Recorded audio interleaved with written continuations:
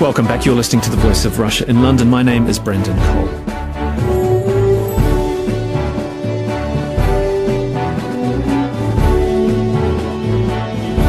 Georgia's president, Mikhail Saakashvili, held his first face-to-face talks with the victorious rival Bidzina Ivanishvili since the ruling party's shock defeat in parliamentary elections last week. On Monday, Ivanishvili named his first cabinet, nominating a mixture of figures from the two previous governments as well as some with no experience of holding office. But Mr Saakashvili remains president for another year before the government switches to a parliamentary system. Will there be a smooth transition? Will it look further west towards the European Union and NATO? Or will it seek better relationship with Moscow? Joining me to discuss this is Ziba Norman, Director and Founder of the Transatlantic and Caucasus Studies Institute. Also here in the studio is Ben Judah, Policy Fellow at the European Council on Foreign Relations, and Dr. Anna Matveeva, Visiting Senior Research Fellow in the Department of War Studies at King's College London. And on the line we have Nick Clayton, Senior Editor at the Tbilisi-based TV station Canal Peak. Ziba Norman, what's your assessment of Saakashvili's presidency? Well, I think it's extraordinary, actually, that he's lasted as long as 9 years, and that actually tells you a lot about the composition and, in some sense, the lack of talent in the Georgian pool. So I think there was a time just after the war in 2008 when it looked as if he wasn't going to be able to hold on to power, and he did. So he was a very important unifying force for Georgia. What's more important, and I think what will make up his legacy and ultimately the success of Georgia as a nation, if it can remain as a strong nation, is going to be how well he deals with becoming the elder statesman, with altering his role, with altering his position. Inevitably, because of constitutional provisions, he's not going to be able to remain. So some of this, I'm afraid, is going to come down to personalities. I guess the expectation was that when Ivanishvili won the election, that Saakashvili wouldn't go quietly. Has it surprised you that he actually went on television and said, yes, I lost the election? Not really. I think he realised, he's a very strong fighter, but you have to realise that he also has to be a pragmatist. If he didn't have some element of the pragmatist in him, he wouldn't be there to this date. So I think we have to have a little bit more faith in what he might be capable of. And I think the idea now is to sort of have a cautious but optimistic approach. We have to look very carefully at the cabinet appointments. What has he done on that, even in the last 24 hours? And I think they're telling. I think we've got two cabinet appointments that look to be, quite standard, straightforward, aren't going to ruffle too many feathers. And then we have two other cabinet appointments that I'm a little bit less, I'm a little more concerned about in terms of his judgment, Ivanishvili's judgment, and how that will work in terms of the relationship with Saakashvili. In terms of the cabinet appointments, Anna Matveeva, Ivanishvili has appointed a mixture of experience from two previous administrations, but also people with no experience at all. So can Georgians have any confidence that this is going to be an effective cabinet? The same argument was applied to Saakashvili initially when he formed the government. And they were, apart from himself and a couple of other heavyweights like Zurab Shvania, Nina Bojanadze, they were really people who were first unknown. Secondly, some of them very young.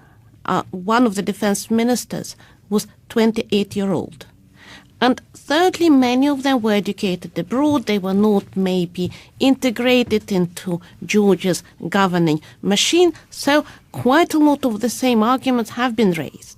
But what has worked was that they offered a different approach. And the country needed change. And by and large, that worked. Now we are also looking at another stage of Georgia's development when the country needs change again, and maybe different type of people with different type of experience and expertise are needed for that. There are two appointments which, for instance, I am very heartened. There is Minister for Integration, Paata Zekarishvili, who is a prominent human rights defender, who has real respect and standing among the Abkhaz and South Ossetians. There is Gurama Disharia. So there are some people there who have genuine political and also, I think, moral credentials. But with reference to the Minister for Integration, who you've just mentioned, he did actually say that if the will among the people of Abkhazia and South Ossetia was to stay independent, then he would support that. That would be problematic, wouldn't it be, for the Georgian government? that would be problematic. But on the other hand, he just said what is the status quo. He acknowledged the situation which is de facto now, and maybe it is not possible to change it right now. Maybe it's possible to change it within different political circumstances. What is important that he can maintain a genuine dialogue with Abkhaz and South Ossetians. And that's already improvement on what the policies under Saakashvili have been. Nick Clayton, the names of the appointments yesterday of the cabinet, what did you make of them? I mean, we've got a former AC Milan footballer who has no political experience also in the cabinet. What are Georgians making of this, and is there any confidence among Georgians that this cabinet can govern properly?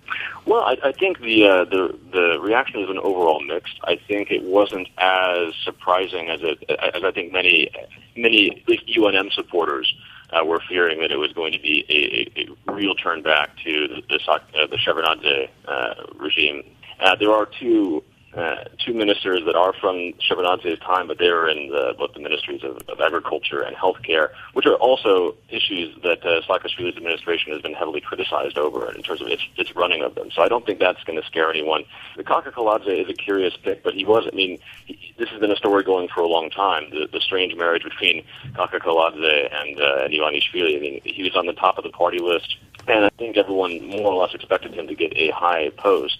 But other than that, the only other problematic one that has been largely discussed is Maya Panjikidze, who will be the new foreign minister. And even then, I mean, she was an ambassador to the Netherlands. What many are worried about is the fact that she is also the sister-in-law of Irakli Alassania, who's been nominated as the defense minister and deputy prime minister as well. And so there's some worries about nepotism there. But overall, I don't think there's any real strong cause for worry. The newest face is Irakli Garibashvili, who is a Ivanishvili loyalist, and so he's a bit of a question mark. But I think the Georgia Dream coalition overall, in terms of how they will govern, there's a lot of question marks there. They're all saying the right things. I think they're very well advised by a series of Western advisors. And the real test is once they are actually in government and how they are governing. You're listening to The Voice of Russia in London with me, Brendan Cole. We're discussing Georgia and the election aftermath with Ziba Norman, Ben Judah, Anna Matvieva and Nick Clayton. There is some lack of experience, but it's probably not surprising, though, is it, given that here we have a man who wins the election who a year ago nobody even knew what he looked like. He has no experience. We can't have that much confidence in him, can we? Oh, I don't think so at all. I mean, of course, he's a successful businessman, but certainly unprepared for a role very much in the public eye. And that's something I think he readily admits, that he's not good at speaking with journalists, and he's not particularly good in front of the camera. He's gotten better at it, but I do think that from a governance perspective, this whole group is largely untested. The one name that is very popular in Washington is Irakli Alassania. He's well respected in the U.S. As having been both a negotiator with Abkhazia and South Ossetia before, but also having been the Georgia's ambassador to the UN, and he's made a lot of friends there and has a lot of respect. However, he doesn't have much real popular support in Georgia, and although he's been floated as his name, maybe he's going to be the next guy, the next one to step up. Ziba Norman, Ivanishvili, who's won the election, has said that he will only stay in the job for 2 years, after which he will let more professional politicians take the reins. It's hardly something to instill confidence, is it? I think actually that is probably the most worrying thing about his election, the election of his movement. We don't really quite entirely understand why he has chosen to put himself up for this. So I think, again, cautious optimism. Maybe he will grow into the role. Maybe he will decide what he's trying to achieve. Maybe there is going to be a sort of vacuum there and it could be filled with anything. But unfortunately, it really is too early to say. And whether or not Alassania might step up to the plate after that, we don't know. Ben Judah from the European Council on Foreign Relations, I suppose it was clear under Saakashvili that he had a vision of Georgia becoming more Western-leaning, looking towards the European Union, looking towards NATO. Do you see that changing? Well, in Brussels and in Moscow, there's a lot of surprise at the emergence in Tbilisi of the Prime Minister Enigma. And people in the Kremlin, in the Russian Foreign Ministry, implicitly read the Georgian political situation with Saakashvili being a sort of pro-Western Putin who couldn't lose an election, and understood that Ivanishvili, of course, must be Khodorkovsky. And sooner or later he would be arrested and the West would understand the brutal, firm hand that he really was. What Ivanishvili's people have said is that in the weeks running up to the election, very senior officials from the Russian Foreign Ministry were starting to speak to them at the fringes of conferences going, "What, you're not actually going to win, are you?" So there's a lot of surprise in Moscow. In Brussels, there's muted enthusiasm for what's only the beginning, and in some ways a faltering beginning, of what will be a very long transition, and a sort of deflated sadness that the era of the coloured revolutions is now over. In Kyrgyzstan, in Ukraine, and now in Georgia, all of these leaders that came to power with a lot of enthusiasm behind them, vowing to kind of sail towards Brussels in a regatta, have been replaced by people of varying colours who seem to Brussels a little bit like neo-Titoists. And maybe something quiet and stable, and a quiet, stable man might suit Georgia and its European aspirations, perhaps. Well, seen from Brussels, there was this moment in about 2004 in which European leaders sat around reading books called How Europe Will Run the 21st Century. And they believed that this could happen because countries like Ukraine and Georgia were just going to gravitate to Brussels because Europe was the dominant trade partner.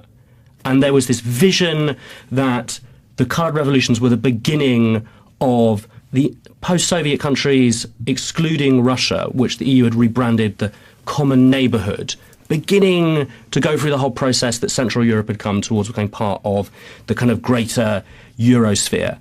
And there's been a lot of worry and surprise as those regimes failed, turned out not to be what they said on the tin, and have started all saying that they want to continue their EU and NATO aspirations, whilst running off to Moscow and signing agreements with the customs union or signing agreements with the Moscow Free Trade Area. Georgia always had a lot of real enthusiasts, kind of crusaders that saw something of kind of 1989 in Saakashvili's eyes. Even though the EU will continue to be kind of enthusiastic about signing deals and keeping all the agreements on track that already exist, no one's really going to be that enthusiastic about Ivanishvili. Anna Medvedeva, what about Russia and Moscow? Ben's raised the idea of Brussels' relationship with Georgia, but I mean, how will this change relationships between Russia and Georgia, which have been pretty fraught? In a way, everything bad which could have happened between Russia and Georgia has already happened.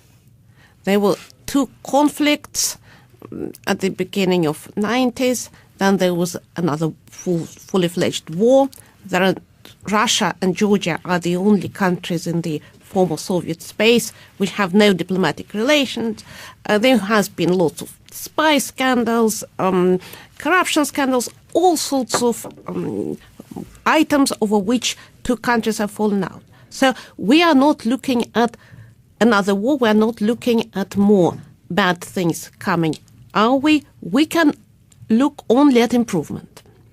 So whether Ivanishvili is coming to power, and we are still looking at power sharing situation. We are not looking at somebody who has won an outright victory, because the country is also divided, and Saakashvili is there.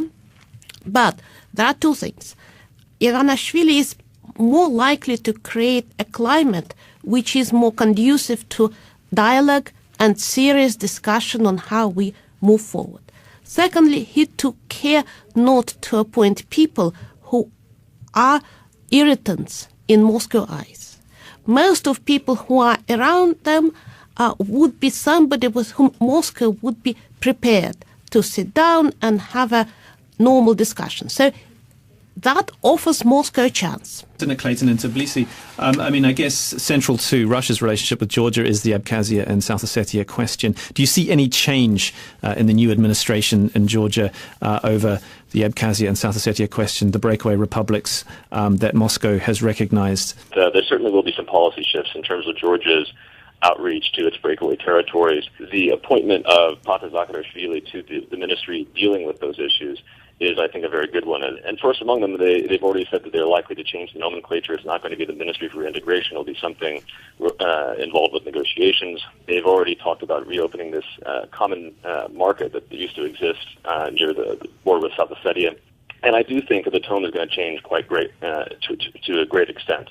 Now, how much that tone will really change fundamentally, the realities there, is yet to be seen. But even under Saakashvili, before the war in 2006, they were in the process of negotiating rail links that would go through Abkhazia, but reopening that, which would be an economic boon for Abkhazia, but also create new ties. There's a lot of these other ideas that I think are going to come out. It's yet to be seen if they actually are going to be adopted as the official policy. I do think there is hope there. But so much bad has happened. I think we can see small incremental increases and improvements, but there's so much bad blood and so much mistrust that it's going to be a long road. Ben Judah, whatever Ivanishvili says about closer EU integration, that's impossible when you've got the Abkhazia and South Ossetia question. EU integration is different from NATO integration, in which the EU, there are all kinds of stages you can go for, beginning with economics, then moving on to institutions, then going on to kind of legal and juridical things that you can get done, which takes a long kind of 10-year process in which people will feel tangible benefits and change before membership. And Georgia's been moving towards what's called a DCFTA, which is a sort of major new trading agreement with the EU. And all of that can go ahead. And because EU integration is such a long process, I don't think anyone in Brussels is interested in changing the direction of that. And I don't think Ivanishvili is going to be interested in changing the direction of that, because it will just be institution building and improving the economic climate for a long time before we talk about what bloc Georgia is finally going to be part of or not. With NATO, again, there's all kinds of stuff you can do in terms of improving organisational capacity, improving ties between militaries before anybody signs on the dotted line as a member of the alliance. Georgia's enthusiasts, there were some of them in London, there were lots of them in Central Europe, are not going to be Ivanishvili enthusiasts because they're going to suspect him of being a kind of neo-Titoist. He's going to balance between Moscow and Brussels and try and get the best deal out of both, which certainly by his appointments looks like what he's doing. Stephen Norman, what we have is effectively Saakashvili president for yet another year before this parliamentary democracy takes shape. Can we expect two sworn enemies doing business with each other? Yeah, I think also it's very important that we as outside observers, particularly the West, actually stand back a little bit and allow it to take shape and also guide in this process, particularly guiding Saakashvili's people. I mean, yes, Georgia has to find its own balance. So, I just feel at this stage we have to hope really that Saakashvili is going to be able to grow into a new kind of role. I mean, that's really all we can do, and hope that, as you say, the worst has already happened with Russia. It can only get better from now. Let's just look at this as the next stage for Georgia and not be so ready to try and guide Georgia into any one or other direction, either east or west. Probably there is a chance Georgia will become a member of the CIS again. It's possible. But does that necessarily have to prevent it from being moving towards a journey towards the EU or indeed towards NATO? It will have far less enthusiastic supporters if it starts to join the free trade area. Maybe it can find new supporters, you know. As Armenia did, yeah. Armenia successfully manages both components, and it seemed to be working. Well, it's about profile, because Armenia's profile in Brussels is next to nothing. People don't talk about it. It's not a major issue. Georgia's a big issue in London, in Washington. Of Georgia. I think the West are expecting too much of Georgia far too quickly.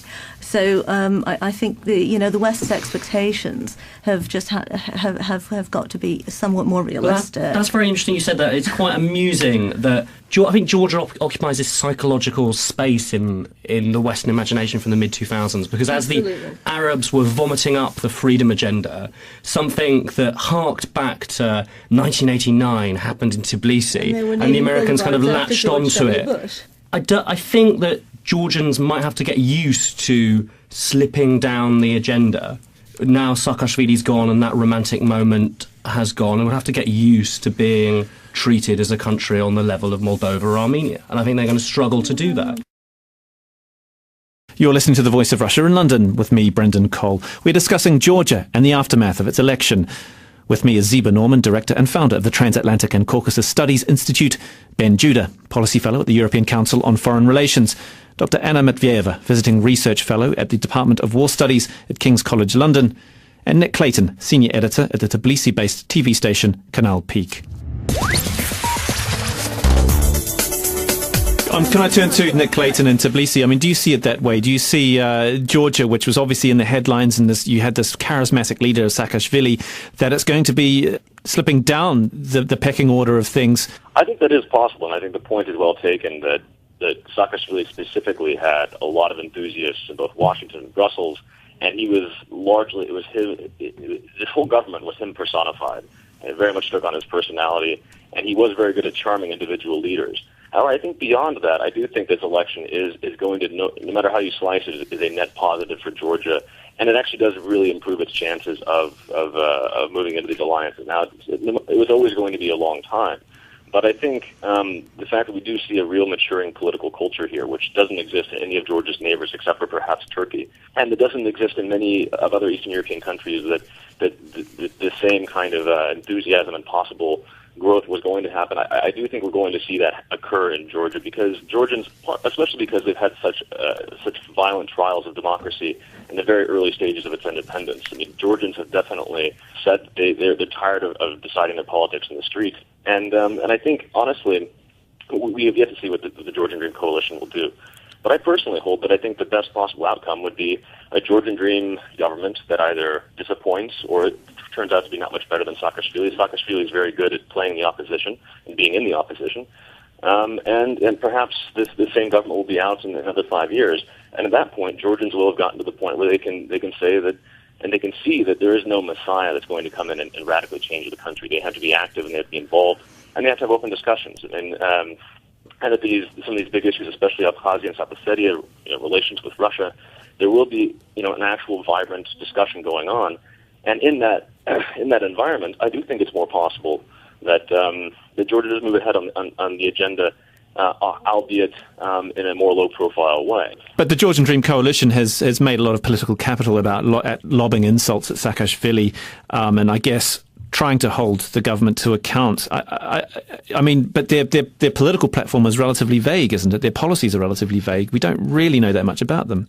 No, we truly don't. And, again, they're saying all the right things right now. I mean, they're saying they're going to focus on increasing transparency in the government, going after elite corruption. But all of those statements can be read a number of different ways. On one hand, it's very much sounds like it's from a script of what Westerners want to hear and what their advisors are telling them to say. And also when they talk about going after elite corruption, not that it's not a problem in Georgia, but that is going to be automatically heard by UNM ears, by Saakashvili's loyalists, as a coming witch hunt and as possible recriminations coming, and also by several Georgians, they look at it as possibly it's going to be a situation like Ukraine, where what really happens is that the people in the elite that have their hands on the government contracts and on the government assets, and they're making extreme amounts of money from that, well, the faces are going to change, but the practices will remain the same. Anna Matveeva, I mean, do you see there could be some kind of witch hunt? No, I don't think that we are looking into some kind of a campaign of recrimination and massive jailing political opponents. I think that there will be probably some targeted investigations of people who amassed fortunes, but what I think that we are looking into more state intervention in the economy, more support for vulnerable people, more attention to remote and poor parts of the country, more that kind of pro-developmental policies, because Saakashvili benefited young entrepreneurial class, but did not really do that much for kind of poor elder people in rural areas And that people now would have probably more chance to benefit. It doesn't say much about a country's democracy if only somebody with that much wealth can actually stand in an election. So for the future, I mean, post Ivanishvili, what do you anticipate happening? The fact that Ivanishvili is wealthy is neither here nor there. If we look at Berlusconi, if we look at Romney, we find examples around the globe. Yes, we are looking at three types of politicians who can compete. Either it's outright populist, like Alexander Lukashenko, who is totally unpredictable.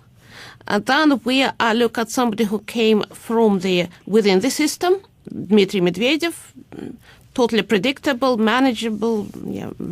Or we are looking at somebody who would have some kind of independent base to launch a campaign. So in that paradigm, Ivanishvili is quite a logical appointment.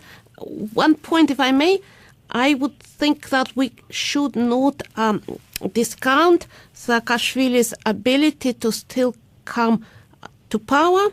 If the current government is going to fail spectacularly, it may still be possible that Saakashvili's behavior is now tactically very sound. Let it happen. Let's give them a chance. So then I will come back with kind of real mandate. Ziba Norman, do you think that do you see that there's a possibility of Saakashvili coming back, and under what kind of circumstances could he come back? Well, I mean, a lot depends on the economy, which is something that we haven't discussed so far in any real sense today. So I don't know if we have news yet of who the finance minister is going to be. I don't think we've heard too much about the economic programs right now. Finances look all right in Georgia, but that could change very quickly because, I mean, so far Georgian Dream, as they call themselves Dream, have promised an awful lot to a lot of people.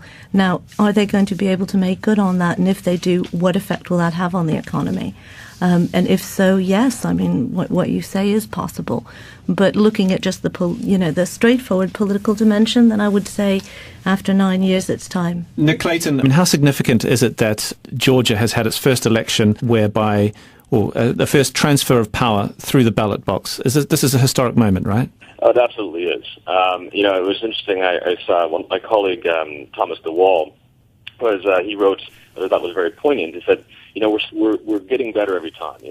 Under Gamsa Khordia, which was the first independence president, who was ousted in the Civil War, we understood that it was bad to shoot each other. And after Shevardnadze fell to Saakashvili, we learned that, okay, well, at least we were peaceful this time, but next time we need to do this to the elections. And I do think we're seeing a real evolution of Georgia and in the Georgian political consciousness. This is not something that was expected. I mean, in the diplomats that I was speaking to in the weeks, really the days after the election, they said that of all the contingencies that they planned for, whether it be unrest that triggers a Russian intervention or even just prolonged but limited protests, the one thing that they did not plan for in both their security measures and their planned diplomatic response was that 2 days after the election, the government would have already conceded its defeat, and we'd be talking about a peaceful deal sharing. And so this is really, really momentous. But I'd just like to thank my guests, Ziba Norman, Director and Founder of the Transatlantic and Caucasus Studies Institute, Ben Judah, Policy Fellow at the European Council on Foreign Relations, Dr. Anna Matvieva, Visiting Research Fellow at the Department of War Studies at King's College London, and Nick Clayton, Senior Editor at the Tbilisi-based TV station Kanal Peak. Thank you very much for joining me on The Voice of Russia. Will it look further west towards the European Union and NATO? Or will it seek better relationship with Moscow? Joining me to discuss this is Ziba Norman, Director and Founder of the Transatlantic and Caucasus Studies Institute. Also here in the studio is Ben Judah, Policy Fellow at the European Council on Foreign Relations, and Dr. Anna Matvieva, Visiting Senior Research Fellow in the Department of War Studies at King's College London. And on the line we have Nick Clayton, Senior Editor at the Tbilisi-based TV station Kanal Peak. Ziba Norman, what's your assessment of Saakashvili's presidency? Well, I think it's extraordinary, actually, that he's lasted as long as 9 years, and that actually tells you a lot about the composition and, in some sense, the lack of talent in the Georgian pool. So I think there was a time just after the war in 2008 when it looked as if he wasn't going to be able to hold on to power, and he did. So he was a very important unifying force for Georgia. What's more important, and I think what will make up his legacy and ultimately the success of Georgia as a nation, if it can remain as a strong nation, is going to be how well he deals with becoming the elder statesman, with altering his role, with altering his position. Inevitably, because of constitutional provisions, he's not going to be able to remain. So some of this, I'm afraid, is going to come down to personalities. I guess the expectation was that when Ivanishvili won the election, that Saakashvili wouldn't go quietly. Has it surprised you that he actually went on television and said, yes, I lost the election? Not really. I think he realized, he's a very strong fighter, but you have to realize that he also has to be a pragmatist. If he didn't have some element of the pragmatist in him, he wouldn't be there to this date. So I think we have to have a little bit more faith in what he might be capable of. And I think the idea now is to sort of have a cautious but optimistic approach. We have to look very carefully at the cabinet appointments. What has he done on that, even in the last 24 hours? And I think they're telling. I think we've got 2 cabinet appointments that look to be, quite standard, straightforward, aren't going to ruffle too many feathers. And then we have 2 other cabinet appointments that I'm a little bit less, I'm a little more concerned about in terms of his judgment, Ivanishvili's judgment, and how that will work in terms of the relationship with Saakashvili. In terms of the cabinet appointments, Anna Matvieva, Ivanishvili has appointed a mixture of experience from 2 previous administrations, but also people with no experience at all. So can Georgians have any confidence that that this is going to be an effective cabinet? The same argument.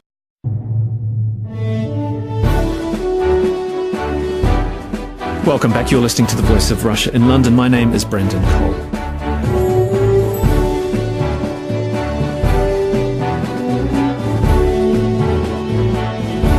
Georgia's president, Mikhail Saakashvili, held his first face-to-face talks with the victorious rival Bidzina Ivanishvili since the ruling party's shock defeat in parliamentary elections last week. On Monday, Ivanishvili named his first cabinet, nominating a mixture of figures from the 2 previous governments as well as some with no experience of holding office. But Mr. Saakashvili remains president for another year before the government switches to a parliamentary system. Will there be a smooth transition?